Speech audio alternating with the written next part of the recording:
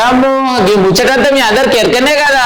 సమాచారం లోపంతో కోకపేటలో ఉన్న కోట్లు విలువ చేసే శారదా పీఠం భూమి కాడ అయితే లొల్లైతే అయింది కదా. ఏమో దీనికి అంతటి కారణం మేమైతే కాదు, ఇంతకు అపోజిషన్ పార్టీ వాళ్ళు పక్క పార్టీ వాళ్ళే కావాలని మా మీద దుష్ప్రచారం చేస్తున్నారు. అగో నేను చెప్పే ముచ్చట కాదు, ఒక్కసారి తెలంగాణ రాష్ట్ర ఐటీ శాఖ మంత్రి మన శ్రీధర్ బాబే సార్ చెప్తాడు, వినుండ్రి మరి ముచ్చటిగా. స్పిరిచువల్ రిలీజియస్ కార్యక్రమాలు కూడా ఎక్కడ కూడా ఇబ్బంది రాకుండా చూసే కార్యక్రమం జరుగుతుందని ముఖ్యమంత్రి గారి తరఫున మేము వారికి వచ్చి స్వామి గారు కూడా మరొక మారు తెలియచేయటం జరిగింది.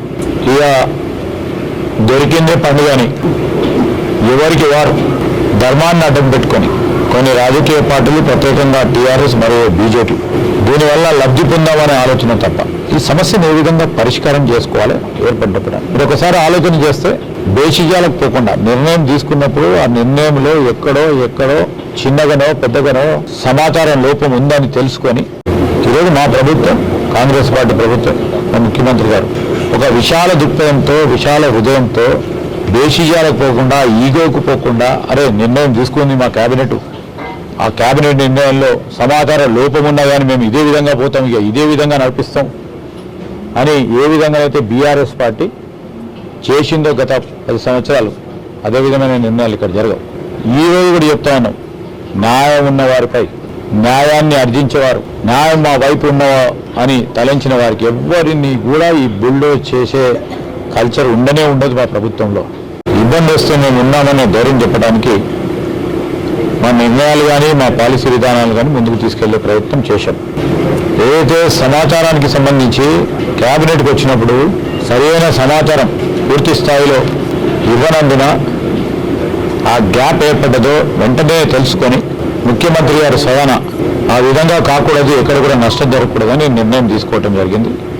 యథావిధిగా మరి ఇక్కడ ఈ పీఠానికి సంబంధించిన ఈ భూమి కానీ, కట్టడాలు కానీ, దేవాలయం కానీ, ఈ దేవాలయం ఇవన్నిటి కూడా ఈరోజు భక్తులకు సంబంధించి, భక్తుల సంరక్షణకు సంబంధించి, దైవాంశకు సంబంధించి, అదేవిధంగా భక్తుల సంక్షేమానికి సంబంధించిన అంశాల విషయంలో ముచ్చటే తిన్నారు కదా.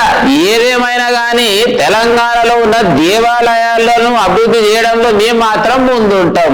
మరి ఏదేమైనా కూడా ఈ శక్తి పీఠాన్ని, శారదా పీఠాన్ని అభివృద్ధి చేయనిక మా ప్రభుత్వం అయితే ఎల్లవేళలా అండగా ఉంటుందని మన శ్రీధర్ బాబు సార్ అన్నాడు.